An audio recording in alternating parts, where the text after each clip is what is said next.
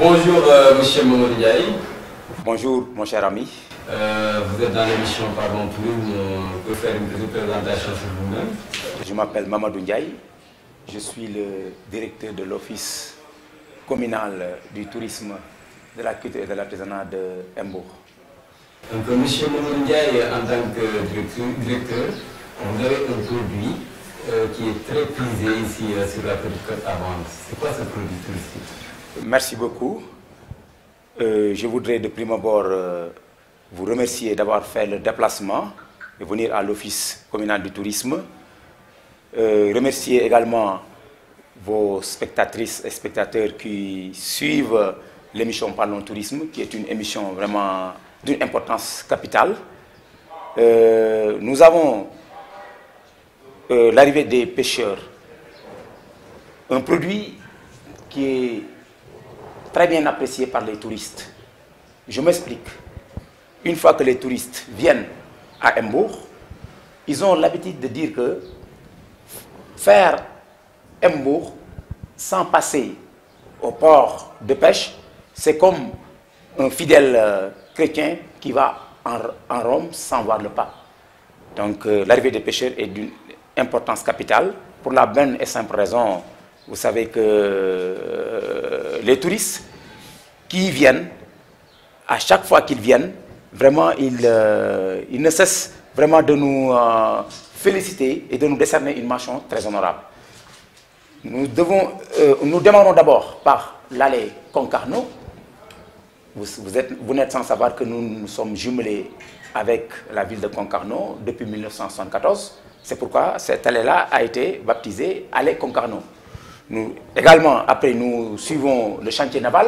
Vous savez que le chantier naval, c'est là où l'on fabrique les pirogues. Donc, une fois terminé le chantier naval, nous nous dirigeons vers le port qui est divisé en trois parties. Une partie est réservée pour les pirogues qui ont les filets. L'autre partie, le milieu, est réservé pour les pirogues qui vont faire 7 jours en mer, qu'on appelle les pirogues de marée, qui font la pêche à la palangre ou à la plangrotte. N'est-ce pas? La troisième partie, c'est une partie où on voit les murex, les camemberts, les requins marteaux. Là où, voilà, c'est extrêmement important. Une fois qu'on termine ça, on leur montre l'ancien ponton. L'ancien ponton où accostaient les bateaux pour transporter les graines d'arachide. Une fois terminé là-bas, nous nous dirigeons vers la préfecture où habitait le gouverneur de l'AOF, l'Afrique occidentale française, et maintenant qui sert de locaux pour monsieur le préfet du département de Mbour. Donc, monsieur Ndiaye, vous avez expliqué le parcours que le touriste va faire s'il vient ici pour voir ce produit-là. Mais comment vous êtes organisé pour que le touriste puisse faire tout ça ici? Oui, vous savez que nous avons parmi nous des guides polyglottes que nous considérons comme des ambassadeurs itinérants de la commune de Mbour. Quand vous les voyez, vous saurez nettement que ces guides-là ont de l'expérience. Parce qu'il y a des gens qui ont commencé à fréquenter les touristes depuis 20 ans, 25 ans. Ils s'y connaissent, ce sont des hommes du sérail qui connaissent bien le milieu.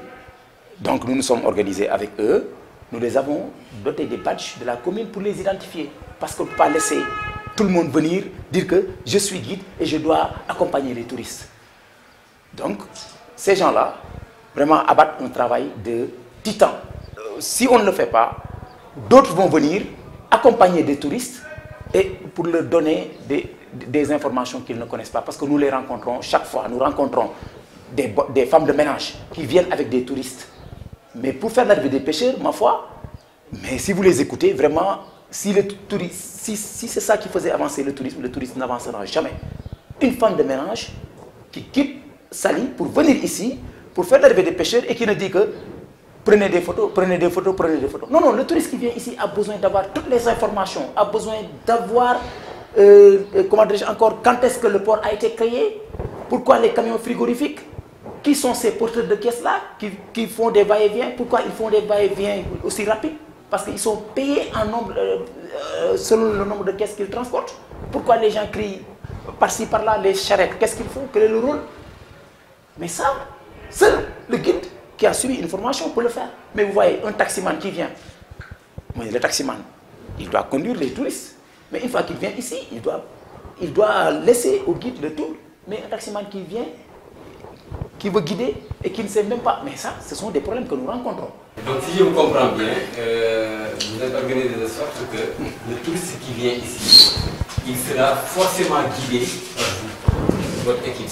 Vous savez que organiser, ce n'est pas facile, c'est très difficile.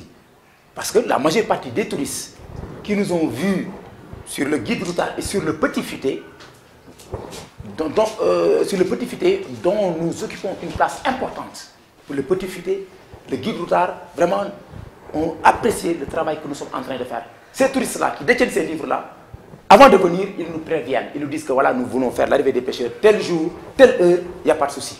Mais cependant, d'autres attendent jusqu'à une fois au Sénégal. S'ils attendent une fois qu'au Sénégal, mais vous savez que comme le tourisme étant un secteur transversal, tout le monde est concerné, le taximan, les femmes de ménage et tout ça.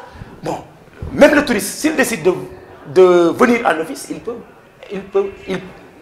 être détourné. C'est ça que nous condamnons. Donc moi je pense que ce serait bien de faire un peu l'exemple de Joal Fadiga où n'importe quel guide qui vient se rabat directement derrière les guides locaux qui sont là-bas. Ça a toujours été notre souhait, c'est pourquoi nous sommes en train de travailler d'arrache-pied pour que cette organisation-là soit la meilleure. Depuis que nous sommes là, nous sommes en train de nous organiser. Vous savez qu'à Hambourg, il y a plusieurs portes d'entrée. Il faut que nous tous nous sachions que il faut qu'on soit bien organisé. Comment? Parce que Joal l'a reçu, Saint-Louis l'a reçu, les guides, il y a des guides professionnels, c'est vrai. Je ne dis pas qu'ils ne connaissent pas le terrain, ils connaissent bien le terrain, mais quand ils viennent ici, pour être à l'aise, pour faire travailler comme nous le faisons, nous faisons travailler des jeunes qui sont là, qui ne connaissent que le tourisme, eux aussi, ils devaient tout faire vraiment pour nous prêter main forte. Si on le fait, il n'y a pas de souci, forcément on réussira. Mais si on laisse un X quitter Thiès, un Y quitter Kaolack pour venir ici, sans passer à l'office, ou bien ni détenir une carte pour guider, mais ça, c'est pas bon. Certes, la police fait son travail comme il le faut. Nous souhaiterions que les gens de la SAPCO, comme je vous ai vu dans une émission, les gens de la SAPCO, qui circulent, qui voient, il faut laisser tranquillement les touristes aller là où ils veulent. Si on le fait, par exemple, les touristes, ils viennent, ils débarquent à l'office, ce sera une très bonne chose. Donc, on a besoin de l'appui de la SAPCO, des gens de sécurité de la SAPCO, étant donné qu'eux aussi, ils œuvrent pour la bonne marche du tourisme. Ils œuvrent pour que le tourisme aille à l'avant. Nous aussi, la même chose. Donc, comme on a une arrivée des pêcheurs extrêmement importante, on aura besoin de l'appui de tout un chacun.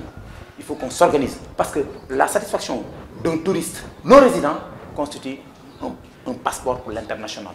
Parce qu'une fois que les touristes rentrent chez eux, ils vont transmettre de bouche à oreille. Ils vont promouvoir la destination bourgeoise, ils vont promouvoir l'arrivée des pêcheurs et ça va permettre aux autres vraiment de venir à Hambourg pour découvrir ce qu'ils ont envie de voir. Monsieur Ndiaye, quand les touristes viennent visiter votre produit qui est d'une importance extraordinaire, quel est le sentiment qui anime les touristes après leur visite? Oui, après quand ils viennent ici, avant, si on termine, on a l'habitude de leur faire prendre un café rigolo. Le café rigolo. Une fois qu'on est là-bas, on rit, on discute, on échange. Mais vraiment, vous voyez qu'ils sont très contents. Ils ont dit que je reviendrai. La première chose qu'ils nous disent, je reviendrai. Et je vais faire venir d'autres personnes. Mais ça, ils sont satisfaits. Vous voyez, l'arrivée des pêcheurs est extrêmement importante. Vous voyez, comme vous l'avez dit, les bains de foule, les porteurs de caisse, vous voyez des variétés de poissons, vous voyez les hommes, les femmes qui font la moulin extra. Mais ça, c'est impressionnant. Ils nous disent ça. Ils nous disent que c'est impressionnant, c'est typique. Les couleurs, voilà. Donc, c'est ça. Donc, ils ont envie de voir ça et ils ont envie que d'autres personnes y voient. Donc en attendant de vous organiser avec peut-être l'appui des autorités, votre conseil c'est qu'un touriste qui vient ici passe obligatoirement par l'office du tourisme qui est ici pour se sentir à l'aise pour faire sa visite, en même temps avoir plus d'informations. Effectivement, en fait, c'est leur sécurité, hein, parce que nous, la police a un travail colossal. Mais vous savez que quand un touriste a un problème à Hambourg, la première des choses, on appelle le directeur de l'office du tourisme. Mais pour que le directeur de l'office du tourisme soit informé, il faut que les touristes passent à l'office. Mais il y a des touristes qui ne passent pas à l'office. Mais s'ils ont des problèmes, une fois un problème, on va dire, il y a un bureau de l'office du tourisme. C'est pourquoi nous insistons pour qu'ils passent ici. Comme ça, s'il y a un problème, on saura que notre responsabilité est engagée. Pourquoi pas ne pas nous envoyer des agents de la SAPCO au niveau du port? Voilà, parce que nous voulons un tourisme bien contrôlé, un tourisme bien guidé, respectueux de l'environnement et surtout profitable à l'économie locale comme nationale. En parlant un peu d'économie, un touriste qui passe à l'office du tourisme ici, est-ce qu'il y a des sommes à verser? Oui, vous savez que l'office est là pour les aider parce que, bon, c'est différent des hôtels.